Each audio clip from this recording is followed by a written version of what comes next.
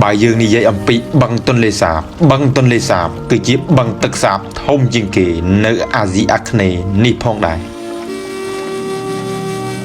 đói chia tu tử bằng tuần lê sạp tới bànប្រជាជនកម្ពុជាយើងតែងតែហៅថាបឹងទន្លេសាបជាកូនសមុទ្រទឹកសាបដោយសារតែវិសាលភាពដ៏ធំរបស់បឹង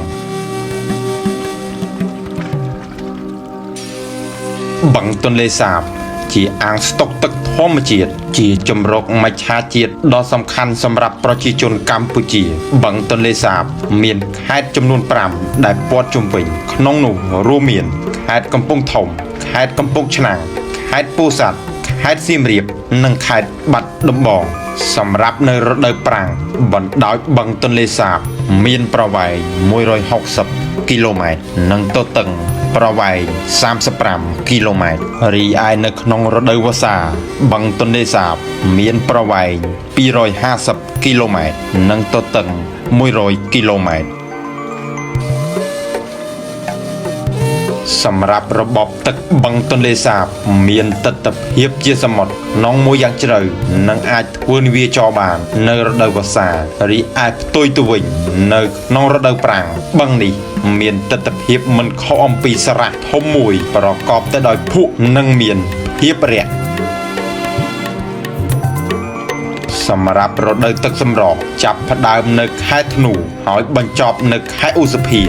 នៅក្នុងរដូវវស្សាទិដ្ឋភាពទូទៅនៃបឹងទន្លេសាបផ្លាស់ប្ដូរជាច្រើនព្រមទាំងជម្រៅទឹកក៏កើនជាលំដាប់រហូតដល់ជួនកាលទឹកជំនន់ចូលពេញទំនាបដែលព័ទ្ធជុំវិញបឹងនោះថែមទៀតផង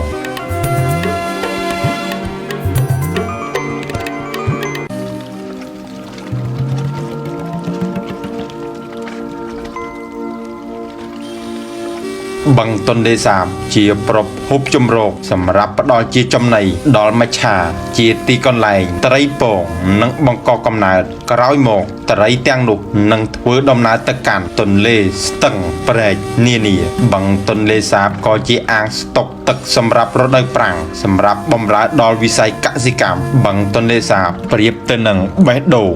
នៃប្រទេសកម្ពុជាដោយបឹងទន្លេសាបនៅខែវស្សាមានទំហំ12% នៃប្រទេសកម្ពុជាសរុបរីឯទន្លេសាបវិញគឺជាទន្លេមួយដែលតភ្ជាប់ពីបឹងទន្លេសាបទៅទន្លេមេគង្គទន្លេមេគង្គក្រោមនិងទន្លេបាសាក់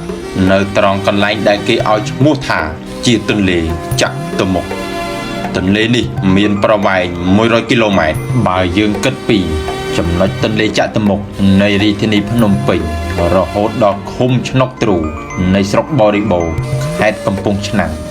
ដោយទន្លេនេះត្រូវបានហូរកាត់ខេត្តកំពង់ឆ្នាំងខេត្តកណ្ដាលនិងរាជធានីភ្នំពេញ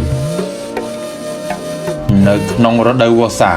ទឹកបានហូរពីទន្លេមេគង្គចូលទៅក្នុងបឹងទន្លេសាបតាមរយៈទន្លេសាបនេះហើយនៅក្នុងរដូវប្រាំង